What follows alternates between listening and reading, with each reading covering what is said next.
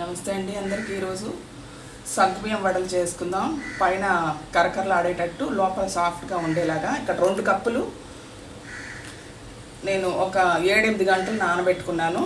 మునిగేదాకా మాత్రమే నీళ్లు పోయాలి, ఎక్కువ పోయకూడదు. కడుక్కున్న తర్వాత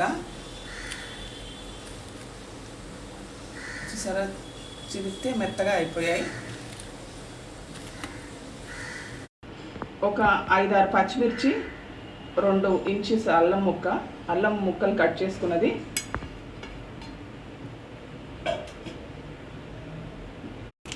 సన్నగా కట్ చేసుకున్న కొత్తిమీర,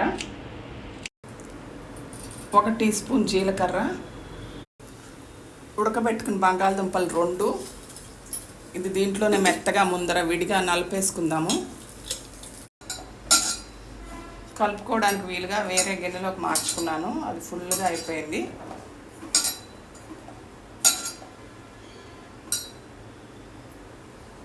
రుచికి తగ్గట్టు ఉప్పు, బంగాళదుంప ముద్ద వేసేసుకుందాము.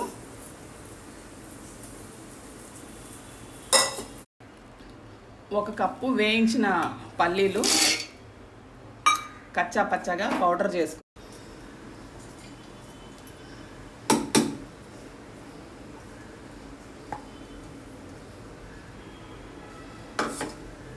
బాగా ముద్దలాగా చేసుకుందాము. ఇలా చిన్న ఉండలు చేసుకుందాం. ముందర చేసుకున్న ఉండల్ని ఇలాగా చేతితో తట్టుకుంటే వడల్లాగా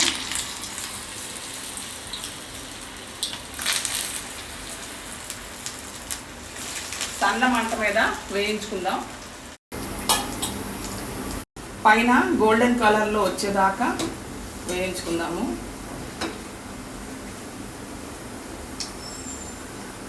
నేను ఎప్పుడు దింపే ముందర ఒక 2 నిమిషాలు, 1 నిమిషం పాటు హై ఫ్లేమ్ చేసుకుంటానండి. నాకు అది అలవాటు.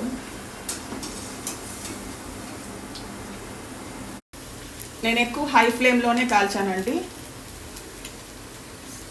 సన్న మంట మీద చేయొచ్చు, కానీ టైం పట్టడమే కాకుండా బయట వైపు తొందరగా క్రిస్పీగా అవ్వదు.